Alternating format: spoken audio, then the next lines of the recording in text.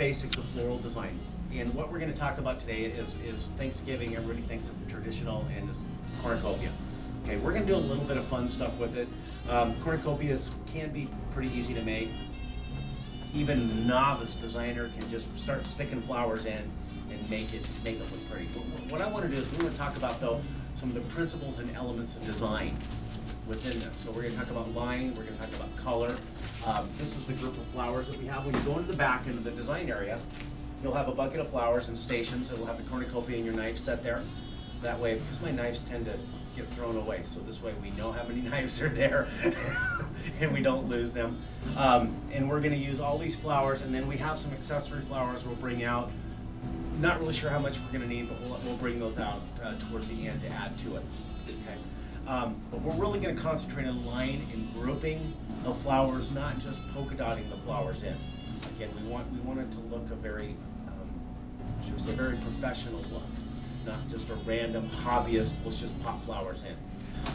The best way to get started is, what do we put it in? Okay, we've got this magic floral foam. Okay, different brands. Oasis is one brand name. So this is referred to a lot of time as Oasis, but there's other companies that make, so the proper term is floral foam. And what this is, and I thought I'd do a little demonstration for those that aren't familiar with this, is most people that are beginning with the floral foam will take this and just shove it into the water. And if you do that, I'll give you a little demonstration of what happens and why that isn't good. Think, oh, I'm just in a real big hurry, and I'll just take that and I'll dip that into water. Oh, I got water and it's all soaked. Okay, what happens is the water now seals that outside. And you go to the center. See the center of that? That's the air bubble. So anytime you take a stem and you place that into that air bubble, that stem's not going to take water. Okay, the floral foam is an extension of the stem. So when we place that stem of the flower into the foam, nice 45-degree angle, and it goes into the foam, and I'll do it sort of like right here so you can sort of see it. You want it to set right in there. You don't want to pull it back out, because if you do, you'll have space, and then your air. And then once that water level drops below that, that space will fill with air, and then of course the flower will die. So in using floral foam, unlike a vase item, you've got to stick that in firm. If you get a firm seat, holds. It becomes an extension of the stem, which goes into the water, pulls the water up through capillary action into the stem, into the flower. Okay, so the proper way when you get your floral foam is just take it and let it soak. And don't watch it. It'll take forever and ever and ever. Go do something else. But you see, it's really not that long. And there's several different grades of floral foam, densities, if you will. You've got instant for your spring flowers, such as tulips, daffodils, calla lily stems. Sometimes are really, really hard to put into some of the standard and the deluxe foams. So soft stem flowers go into your instant foam. Then you have a standard foam for everyday use, and then deluxe for the high style and tropical big stem flowers like the gladiola. If I'm doing a gladiola in a tall thing, I'm going to use extra firm foam, very dense. Okay, that takes a little bit longer to soak, but you can tell, look, it just soaked right down in, and then when we cut the foam, you'll see that the whole thing is full. So a little demonstration on the foam.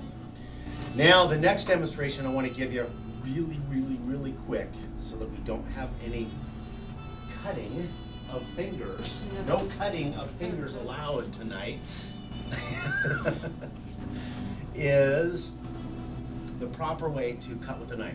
Okay, if you'll notice, this is floral design class, not floral hobbyist class, so I did not bring out any pruners. If you're absolutely deathly afraid of using a knife, you may use a pruners, but you're going to have to ask for them, because I hit them. I'm totally joking with you. No clippers. The reason you say, why am I so adamant about a knife? Because with clippers, when you clip a stem, it pinches the stem. And that damages the vascular system of that stem. You don't get as clean of a cut as you do with a knife. Again, clippers, you know how they get those bite pruners and all that. Everybody's pruned flowers, and you know, it smushes a little bit. Okay, but when you cut with a knife, you get a nice, sharp, angled cut.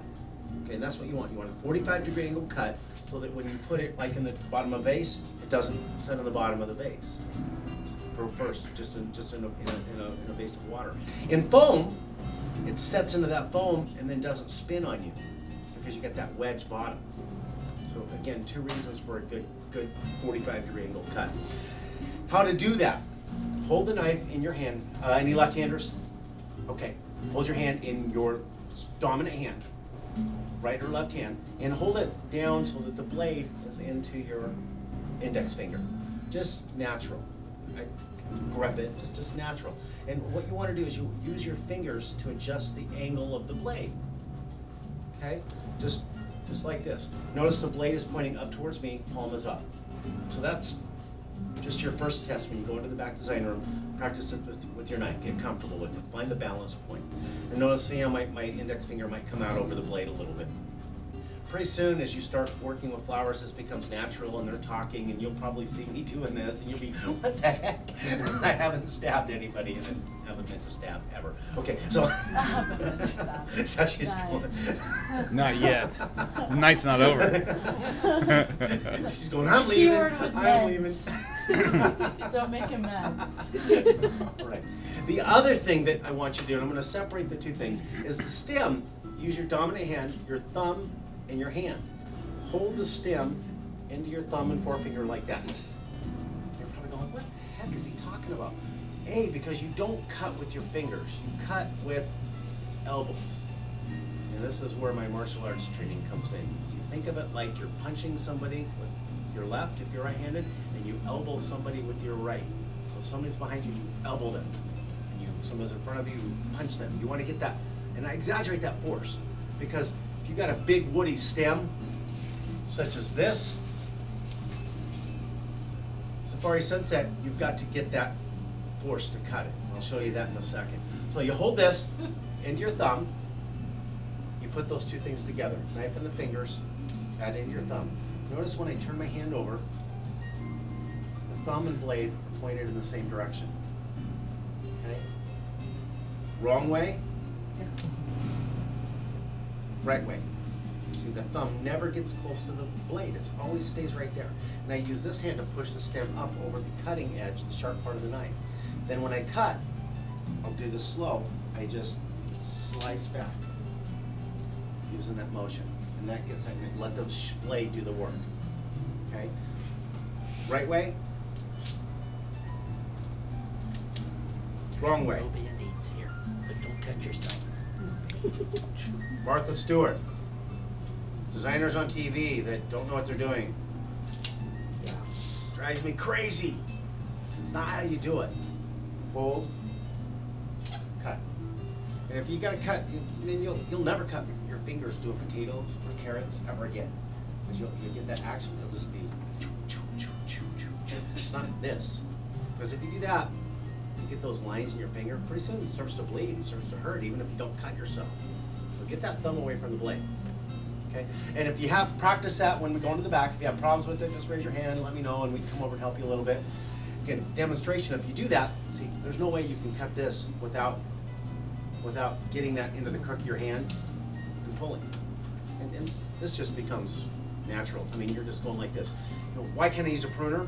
Because if you use a pruner, you got to go cut, poke. Oh, where'd my pruners go? Find them. I could have had another 2 insertions done in the time it takes to find the pruner. Cut stick, cut stick.